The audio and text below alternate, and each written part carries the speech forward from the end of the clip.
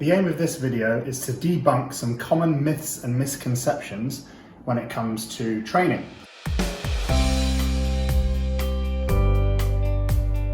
Now, it's an area that often has lots of interesting ideas on the most effective way to achieve a certain thing or the best exercise for this and that. Now, I'm going to go through 10 different myths and debunk them one by one. So I hope this is helpful to you all. Myth number 1.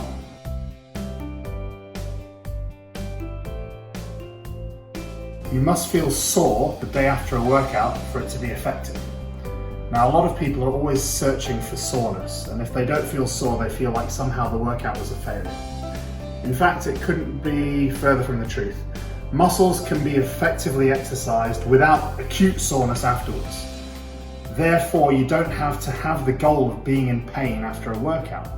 And of course, if you're really sore, you're not even going to be able to train again for some time. So it actually is going to slow your progress down because your recovery is going to take so much longer. Myth number 2.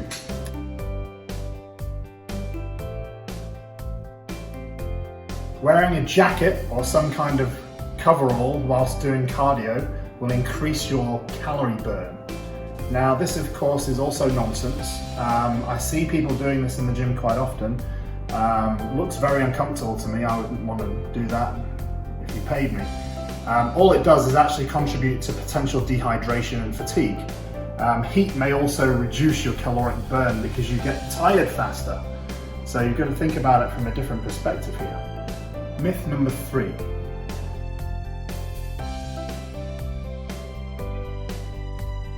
Breakfast must be eaten to boost the metabolism and start up the daily caloric consumption. Now, caloric consumption is taking place regardless of whether you're eating breakfast or not. However, it would be wise to eat breakfast in order to supply yourself with the adequate amount of energy in order to be able to perform, whether that be going for your morning workout, whether that be for work, or even whether it be just for managing your family and your chores. If you don't eat, you're not going to have as much energy. It's simple as that. Myth number 4.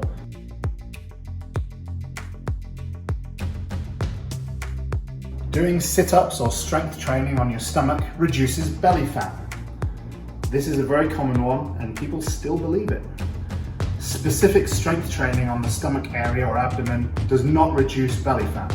The fat on your stomach is reduced only through a caloric deficit, when you consume less calories than you burn. This is done through a balanced diet and plenty of physical activity. Myth number 5.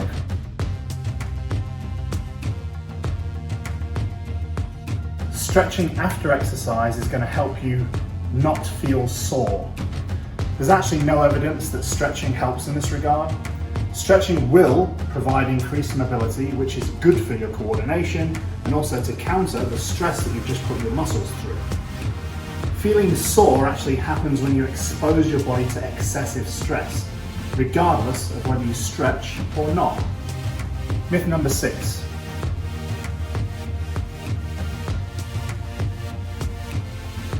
Eating at night time is going to increase the risk of you gaining weight or decrease the chance of you losing it.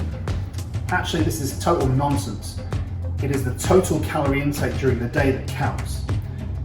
Let's use a bagel, for example, because I love bagels. If you have a bagel at midday, it's no different to having that same bagel at 8 or 9 p.m. It's still the same amount of calories over a period of 24 hours. So it actually doesn't matter when you have it.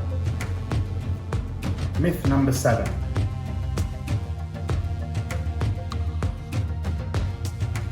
Exercising on an empty stomach is going to burn more fat.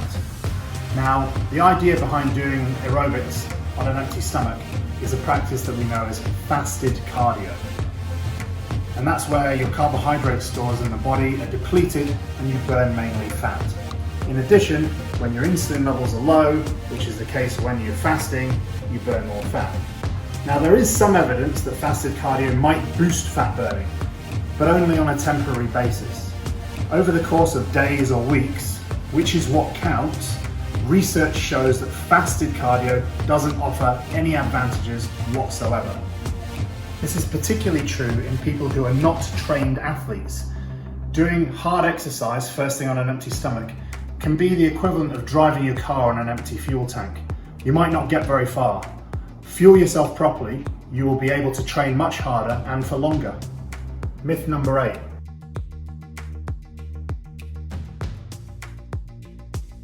Sweating a lot means you worked really hard. Not necessarily. You sweat because your core temperature increases. Your muscles will create heat when you exercise, so a tough workout will increase your internal temperature. But it also has to do with the temperature that you're working in. So let's use Singapore as an example. You're not going to sweat as much in the air conditioning as you would outdoors. The humidity in the air also plays a role, which is particularly applicable in Singapore. It's not sweating that cools you off, it's the evaporation of your sweat. So you're going to feel like you're sweating more in a humid climate because your sweat can't evaporate. Myth number 9.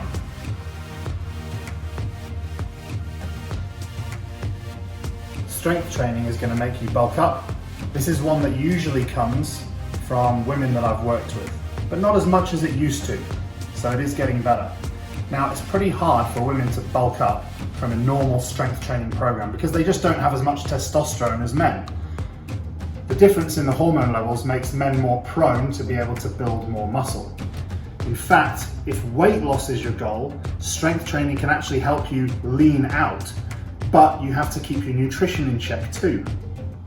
Just by maintaining muscle mass will require higher levels of energy. Just sitting down. If you have more muscle, your body's going to be burning more energy when you're doing nothing. The more lean muscle you have, the more calories your body will burn at rest. In addition to this, training for muscle growth and strength, whilst they can overlap to a certain degree, are actually very different and require totally different strategies. Oh, and one other thing. There really is no such thing as toning a muscle. It's my least favorite phrase. You're either building it, maintaining it, or losing it. There's no such thing as toning a muscle. Myth number 10.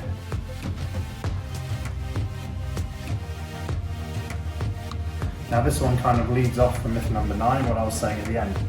Light weights and high reps tone muscles or help you get leaner, whilst heavy weights help you gain bigger muscles and bulk up.